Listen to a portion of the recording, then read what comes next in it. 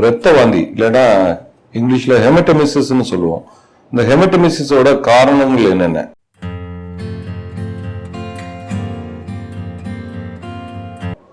பொதுவாக பார்த்தீங்கன்னா வயிறுல ஒரு பகுதி புண்ணாகி severe form of gastritis, gastric erosions என்று சொல்லுவோம்.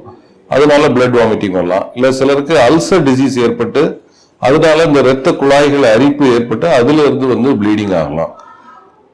இன்னும் ஒரு சிலருக்கு இந்த மது பழக்கம் இருக்கும்போது லிவர் சிரோசிஸ் ஏற்பட்டு அதனால இந்த ஈசோஃபேஜியல் வேரிசஸ் நரம்புகள் வீங்கி அதுல இருந்து ப்ளீடிங் ஆகலாம்.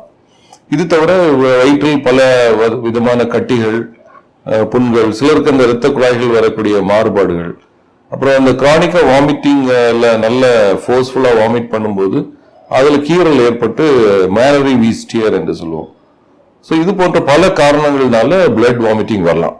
ஆனா இது எல்லாத்துலயும் மோஸ்ட் இம்பார்ட்டன்ட் பிளட் வாமிட்டிங் வந்த உடனே நீங்க அதுக்கான தகுந்த சென்டருக்கு போய் இம்மிடியேட்டா அதுக்குள்ள ட்ரீட்மெண்ட்டை பண்ணணும்.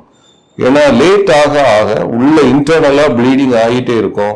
அவங்களுக்கு ஒரு மாதிரி ஒரு கிடினஸ் வரும், ஸ்வெட்டிங் வரும், ஹைப்போடென்ஷன் என்று சொல்லுவோம். ரத்த அழுத்தம் குறைபாடு ஏற்படும். அப்போ சடனா அவங்க மயக்கம் ஏற்படுவதற்கும் கீழே விழுந்து மற்ற காயங்கள், செகண்டரி இன்ஜுரிஸ் ஏற்படுவதற்குமான வாய்ப்புகள் உண்டு. இன்னொன்னு ரொம்ப பிளட் உள்ள போகும்போது எல்லா சிஸ்டம்ஸும் அதுல அஃபெக்ட் ஆகிடும். ஸோ ஹீமோகுளோபின் <4 எல்லாம் போகும்போது அது உடனே அது உயிருக்கு ஆபத்தான நிலைமை ஏற்படும். ஸோ உடனே இம்மிடியட்டா நீங்க அந்த தகுந்த சென்டருக்கு போய் அதுக்கான ட்ரீட்மெண்ட்டை இம்மிடியட்டா மேற்கொள்ள வேண்டும். ஸோ ரத்த வாந்திக்கான சிகிச்சை முறைகள் என்னெல்லாம் அவைலபிளா இருக்கு? ஸோ இப்போ பொதுவாக அல்சர் டிசீஸ் இல்லை வேரிசஸ், அதாவது எண்டோஸ்கோபி தான் இதுக்கு முதன்மையான பரிசோதனை மற்றும் சிகிச்சை. அது எண்டோஸ்கோபி போட்டு பார்க்கும்போது தான் இது எதுல இருந்து வருதுங்கிறது நமக்கு தெரியும். ஸோ இதுல அல்சர் டிசீஸ் இருந்ததுன்னா அதுக்கு கிளிப்பிங், இன்னைக்கு ஹீமோ கிளிப்ஸ் என்று சொல்லுவோம், எண்டோஸ்கோப்பிலே அதை கிளிப் பண்ணிடலாம்.